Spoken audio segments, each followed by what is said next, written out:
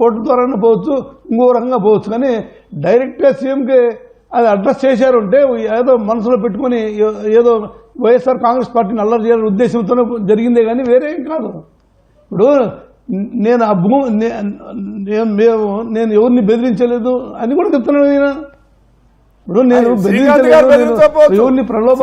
ఎవరిని బెదిరించవచ్చు. గత ప్రభుత్వంలో ముఖ్యమంత్రి కార్యాలయంలో ఉన్న కొంతమంది ఏమన్నా బెదిరించుండొచ్చేమో.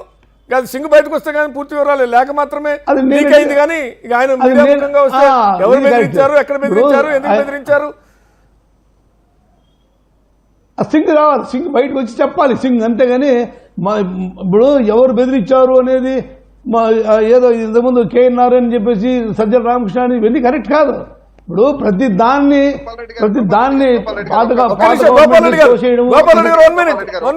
మాట్లాడేదానండి. నన్ను రైడ్ చేపించిందే అప్పుడు గవర్నమెంట్ లో ఉన్న వాళ్ళు చేపించారు, అప్పుడున్న గతంలో ఉన్న ఏసీబీ వాళ్ళే చెప్పారు. ఈ రోజు కేఎన్ఆర్ ప్రతివత ఇంకొకళ్ళు ప్రతివత అని మాత్రం మీరు మాట్లాడకండి దయచేసి.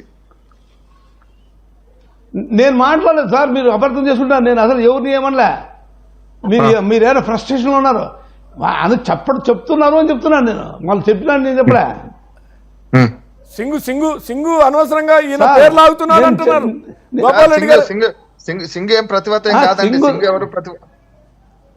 సింగ్ ఏమంటున్నా అంటే శ్రీకాంత్ గారు, సింగు అనే వ్యక్తి తాను చేసిన తప్పుల నుంచి అటు శ్రీకాంత్కి చూడుతున్నాడా, ప్రభుత్వాలు గత ప్రభుత్వ పెద్దలకు చూడుతున్నాడా, లేదు గత ప్రభుత్వ పెద్దలకి సింగుకి ఏమైనా సంబంధం ఉందా, ఇవన్నీ తేలాల్సిన అంశాలు ఉన్నాయి దీంట్లో. గోపాల్ రెడ్డి గారు, మీరేమో సింగు ఒక్కడే నేరస్తుడు, మిగిలిన వాళ్ళందరూ శుద్ధ పూసలని అంటున్నాం, కరెక్ట్గా కాదు అనేది శ్రీకాంత్ గారి వాదన. ఎందుకంటే ఎంతో కొంత ఎవరో ఒకళ్ళ పాత్ర లేదు, నా మీద ఎందుకు రైట్ చేశారంటే. గత సంవత్సరంలో ఎమ్మెల్సీ గారు గోపాల్ రెడ్డి గారు ఎమ్మెల్సీ గారు అండి, మాజీ ఎమ్మెల్సీ, చెప్పండి. మాజీ ఎమ్మెల్సీ గారు నమస్కారం అండి.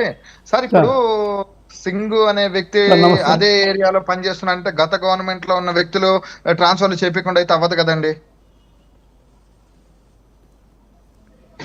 అంటే ట్రాన్స్ఫర్ అనేది ఎంప్లాయీకి సహజంగా జరిగేది కదా. అది అదే కొత్తగా ఊరికి జరిగింది. దాంట్లో పోలీస్ ఆఫీసర్స్ ఉంటారు, రకరకాల. ఈ రోజు నంద్యాలలో ఒక సబ్ రిజిస్ట్రార్ ఏదో చేయకూడదు రిజిస్ట్రేషన్ చేశారు.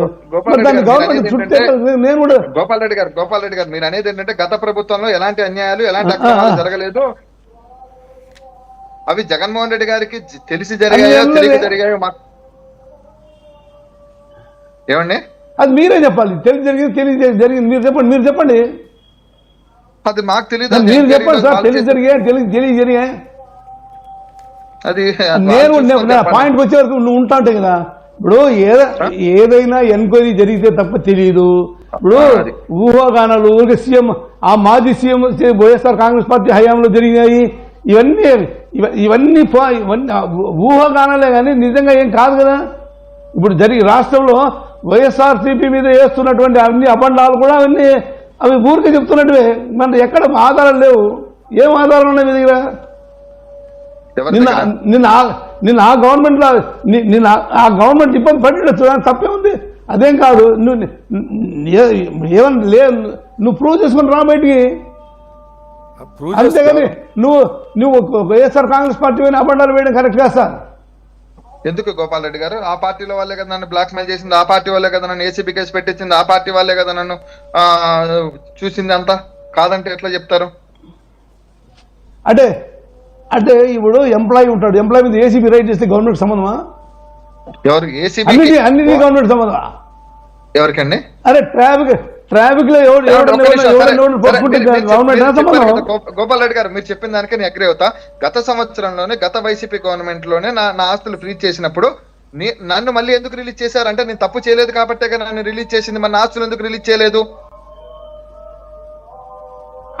అది రిలీజ్ చేసేవాడు చెప్పాలా. ఎందుకు రిలీజ్ చేసి కాదు ఏమి తర్వాత ఏం నోట్ రాసుకున్నారు, ఎందువల్ల రిలీజ్ చేశారని చెప్పాలి కదా. అట్లా కాదండి. నీకు ఎవరు చెప్పారు? గోపాల్ రెడ్డి గారు మీరు చాలా తెలివిగా మాట్లాడుతున్నారు, అది కూడా అర్థం మీరు నా ప్లేస్ లో మీరు ఉండుంటే మీరు ఎంత ఇబ్బంది పడ్డారో మీరు కూడా ఈ ప్లేస్ లో ఉండుంటే తెలుస్తుంది గోపాల్ రెడ్డి గారు. అంటే నేను కూడా రెండు గవర్నమెంట్లు, ఆ గవర్నమెంట్లోనే ఈ గవర్నమెంట్లోనే నేను ఇబ్బందులు ఫేస్ చేయలేదా? అంటే ఇబ్బందులు ఫేస్ చేసినానని చెప్పేసి వేరే వాళ్ళ మీద తోసేసి ఎట్లా? రైట్ నా దగ్గర వాస్తవాలు కట్టగట్టే వాళ్ళు ఏమండి, ఒక మీడియా దగ్గరకు వచ్చి వాస్తవాలు లేకుండా ఎవడో మాట్లాడండి.